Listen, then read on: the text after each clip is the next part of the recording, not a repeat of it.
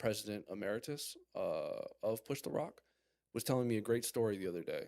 He was going to, I believe this was Portugal. I may be getting that wrong. Portugal or Spain. He was going to Portugal. He had been going there for 8 years to the same community center for underprivileged children. And they were doing basketball clinics and volleyball clinics and, bringing teams over from the US to play against them and all that fun stuff. And for 8 years, there was this one girl that always stood out to him. And whenever they would start to talk about Jesus or they would start to share the gospel or they would do their Bible study or devotion, she would shut down on them. And he would go up to her and say, like, you're not communicating with us. You're not giving us any feedback. What can we do? And she was just, she was a young girl, but she was just, I don't know, teens or some early teens. And she was like, you Christians are all the same. You just, you come, you do something, you say something really nice and you leave. And he's like, we've been coming here for 8 years. What more do you want? Like, well, we're not going anywhere. And she eventually had like aged out of whatever program it was. But one of the coaches that worked with this clinic that was local to, again, I'm forgetting if it's Spain or Portugal.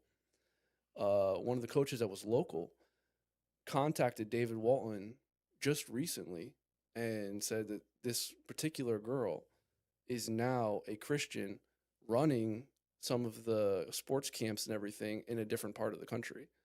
And it was because, and she had referenced David Walton and Push the Rock for their kind of perseverance of playing the long game and staying there and doing the right thing for a long duration and not just a mission trip for 3 days and then going back home. So it's a gradual change. I want to go into your story, Mark, and how your story looked up. So how was your life growing up, and how did you, give your life to Jesus? Like, can we start at the beginning? Yeah, sure. My family is from upstate New York. I was born in upstate New York. I only have one sister. She's 3 years older, and she was born with a brain tumor on her optic nerve.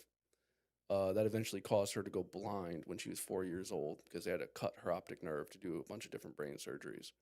That caused my parents to move down to Florida when I was 3 and my sister was 6 because even though at the time this is in like the mid 90s, at the time Florida had a terrible education system. They were like ranked almost dead last in the United States, but Florida was the only state where my sister could get a regular diploma without going to private school. So that was really big for my parents. My parents didn't have a lot of money. So we moved down to Florida.